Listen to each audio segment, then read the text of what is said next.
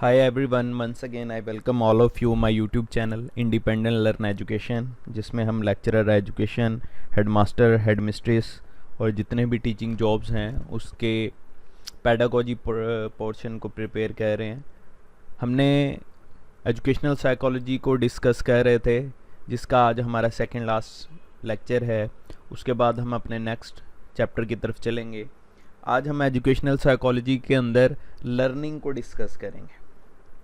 So, according to exam point of view, learning is an important topic.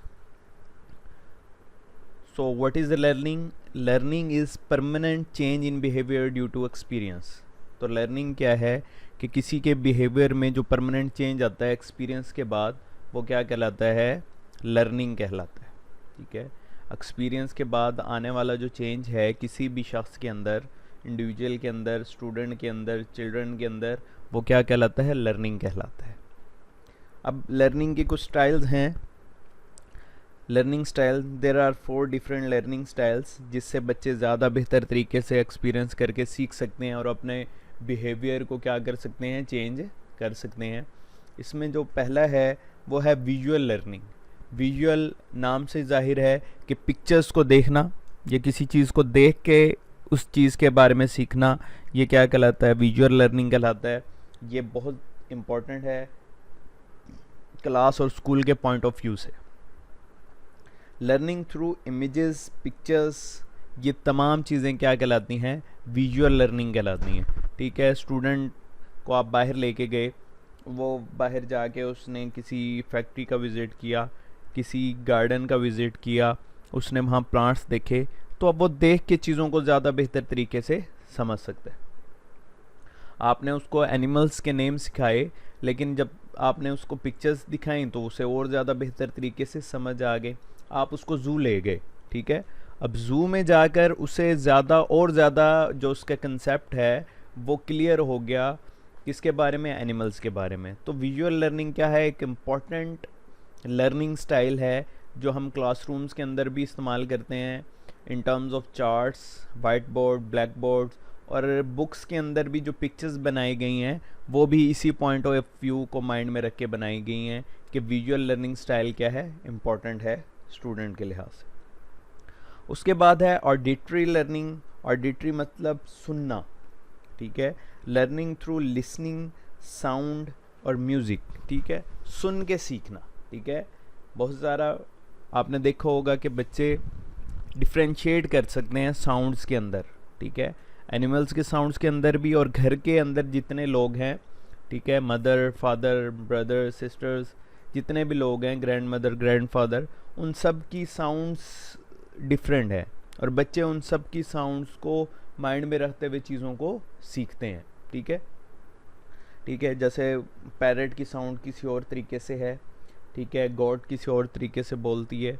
ठीक है, अब इनकी साउंड्स की मदद से जो बच्चे की लर्निंग हो रही है वो क्या कहलाएगी? ऑडिटरी लर्निंग कहलाएगी। उसके बाद थर्ड जो स्टाइल है वो है वर्बल लर्निंग। ठीक है, वर्बल क्या है? By using learning by use of words in speech and writing. ठीक है, जो आप बोलते हुए वर्ड्स यूज़ करते हैं और जो राइटिंग में। ठीक है, इससे बच्चे बहुत ज़्यादा सीखते हैं। ठीक है, वर्बल जो लर्निंग स्टाइल है इससे भी बच्चे बहुत ज़्यादा सीखते हैं। और ये एक जो रिटन राइटिंग स्टाइल है ये स्टार्ट में तो डिफ़िकल्ट है, लेकिन बच्चा फिर उसको बार बार करने के बाद क्या हो जाता है? उस चीज़ में एक्सपर्ट हो जाता है और चीज़ को ज़्यादा बेहतर तरीके से समझने लग जाता है। तो हमारे पास जो वर्बल लर्निंग स्टाइल है वो इम्पॉर्टेंट है बच्चे के लिए, स्टूडेंट के लिए, कि वो उससे ज़्यादा बेहतर तरीके से चीज़ों को सीख सकता है। उसके बाद आ गया फिज़िकल लर्निंग। अब फिज़िकल लर्निंग के अंदर बच्चा क्या है? उन चीज़ों के साथ इंटरेक्ट करता है, इन्वॉल्व होता है, खेलता है, तब बच्चों को ज़्यादा बेहतर तरीके से चीज़ों को समझ आती है। ठीक है, जैसे बच्चे को आर्टिफिशियल आप कार लेके दे दें, आर्टिफिशियल जितने भी टॉयज़ हैं, ठीक है, वो लेके देते हैं, बच्चा उनको खेलता है, उनसे सीखता है, उनको देखता है, और ज़्यादा बेहतर तरीके से उसकी अंडरस्टैंडिंग क्या हो जाती है? डेवलप हो जाती है। So physical learning is learning through body, hands, sense of touch, etc. ठीक है, बच्चा अपनी बॉडी के साथ, हाथों के साथ इंटरेक्ट करके, टच करके चीज़ों को फील करता है, उसके टेक्सचर के बारे में समझता है और उसकी अंडरस्टैंडिंग बढ़ रही होती है।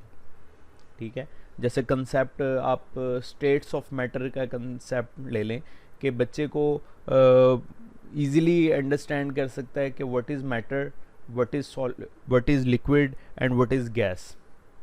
ठीक है, according to their properties children touch different objects and differentiate between solids, liquids and gases। तो फिजिकल लर्निंग भी बहुत ज़्यादा क्या है, इम्पॉर्टेंट है। तो ये भी एक इम्पॉर्टेंट लर्निंग स्टाइल है। उसके बाद कुछ स्ट्रेटजीज़ हैं टू इम्प्रूव लर्निंग। आप लर्निंग को किस तरह इम्प्रूव करेंगे बच्चे की। ठीक है, सबसे पहले तो है डिस्करेजिंग एब्सेंटिज्म। ठीक है, बच्चा एब्सेंट ना हो। ठीक है, स्कूल के अंदर से बच्चा एब्सेंट ना हो, रेगुलर जो आएगा वो ज़्यादा बेहतर तरीके से उसकी लर्निंग होगी। डे बाय डे हर चीज़ बच्चे को कुछ ना कुछ नया सीखने को मिलेगा। उसके बाद है इंक्वायरी बेस्ड असाइनमेंट्स के। इंक्वायरी बेस्ड असाइनमेंट्स में बच्चे को इस तरह का काम दिया जाए जिसमें बच्चा खुद इंक्वायर करे, उसके अंदर क्यूरियसिटी उसकी डेवलप हो, वो सोचे, क्रिएटिविटी उसकी डेवलप हो और वो चीज़ों को देख के समझ के फिर वो अपनी असाइनमेंट्स को पूरा कर सके। उसके बाद है मोटिवेशन ऑफ स्टूडेंट। आपने बच्चे की मोटिवेशन को भी मुसलसल बनाए रखना है। ठीक है, अगर वो इंट्रिंसिक मोटिवेशन आप उसकी डेवलप कर देते हैं तो वो चीज़ों को ज़्यादा बेहतर तरीके से क्या करेगा, समझेगा और अंडरस्टैंड करेगा। उसके बाद है इनकरेजिंग स्टूडेंट क्वेश्चनिंग। अब बच्चे को आप उसके जो क्वेश्चन करता है वो क्लासरूम के अंदर या क्लासरूम के बाहर आप उस हैबिट को क्या करेंगे, इनकरेज करेंगे, ना कि उसे डांट देंगे कि बैठ जाओ बाद में पूछना है। ठीक है, ऐसा नहीं करना। आपने बच्चे को इनकरेज करना है कि वो ज़्यादा से ज़्यादा क्वेश्चनिंग करे क्लास में। क्यों? क्वेश्चनिंग से जो बच्चे के माइंड के अंदर different angles of question develop हो रहते हैं तो उसका आंसर मिलकर उसके जो कंसेप्ट हैं किसी भी टॉपिक के बारे में वो बहुत ज़्यादा क्या हो जाते हैं, क्लियर हो जाते हैं। उसके बाद यूज़ ऑफ AV एड्स, यानी कि आपने ऑडियो विजुअल एड्स का यूज़ करना है क्लास के अंदर जिससे बच्चे की लर्निंग क्या हो, ज़्यादा बेहतर हो जाए। ठीक है, तो ये कुछ इम्पॉर्टेंट स्ट्रेटजीज़ थी लर्निंग को इम्प्रूव करने की हमारे पास, आई होप। जो उसके बाद हम डिस्कस करते हैं अपना कुछ डिफरेंट टाइप्स ऑफ लर्निंग है हमारे पास। जैसे फर्स्ट है लेटेंट लर्निंग। ठीक है, नाम पे ही और लेटेंट, लेट से निकला है ये latent learning. Behaviour that is learn but not displayed until a reward is given. ठीक है, एक बच्चे ने बिहेवियर को लर्न किया होता है, यानी कि उस फॉर एग्जांपल बच्चे को बैलून जो है ना वो उसमें हवा भरनी आती है बच्चे को। ठीक है, लेकिन वो आपको दिखा नहीं रहा। क्यों नहीं दिखा रहा? जब तक आप उसको रिवॉर्ड ऑफर नहीं कर रहे। आप उसे कह रहे हैं कि ये लें, ये आपकी टोकन मनी है, आप इसको लें और आप मुझे जो है ना इसमें हवा भर के दिखाएं बैलून में। अब वो खुशी खुशी भर के दिखा देगा। तो ये क्या है, लेटेंट लर्निंग है। बच्चे को आता तो है लेकिन वो बिहेवियर शो नहीं कर रहा। क्यों नहीं शो कर रहा? क्यों? क्योंकि उसका उसमें कोई इंटरेस्ट नहीं है। लेकिन जब आपने उसको रिवार्ड के साथ अटैच कर दिया, किसी रेनफोर्समेंट के साथ अटैच कर दिया, अब वो आपको बिहेवियर वो शो करके इजीली दिखा रहा है। उसके बाद है ऑब्जर्वेशनल लर्निंग। ऑब्जर्वेशनल लर्निंग क्या है कि बच्चा चीज़ों को ऑब्जर्व करता है, देखता है, ठीक है, और उसको कॉपी करता है। उसका उसमें कोई इंटरेस्ट नहीं है, ठीक है, उसको वो पसंद भी नहीं है, लेकिन वो किसी को कुछ करते देखा, उसको वो कॉपी कर रहा है। ये क्या है? ऑब्जर्वेशनल लर्निंग है कि बच्चा ऑब्जर्व कर रहा है, किसी को देख रहा है, देखा उसने, समझा अपने माइंड के अंदर, ठीक है, अटेंटिवली उस चीज़ को देखा, उसका माइंड उसके लिए मोटिवेट हुआ, ठीक है, उसने रिटेन किया, अब वो शो कर रहा है अब उस परफॉर्मेंस को अगेन, ठीक है। तो ये ऑब्जर्वेशनल लर्निंग है। उसके बाद है इन्नेट लर्निंग। इन्नेट यानी कि अंदर से। Learning occurs and stored up even when there is not any reinforcement. ऐसे कि किसी भी चीज़ को उसका सीखने का दिल कर रहा है, ठीक है, अंदर से उसकी फीलिंग है कि मुझे भी ये आना चाहिए, उसको उसमें कोई रीइंफोर्समेंट नहीं नज़र आ रहा, कोई रिवॉर्ड नज़र नहीं आ रहा, लेकिन फिर भी वो चीज़ों को क्या है, सीख रहा है, ठीक है। तो ये क्या कहलाएगी? इन्नेट लर्निंग ही तो ये कुछ डिफरेंट टाइप्स ऑफ लर्निंग थी, लेटेंट लर्निंग, ऑब्जर्वेशनल लर्निंग और इन्नेट लर्निंग। आई होप आज का लेक्चर आपको समझ आ गया होगा। मैं अपने मोटो के साथ एंड करता हूँ, learn and lead the world independently.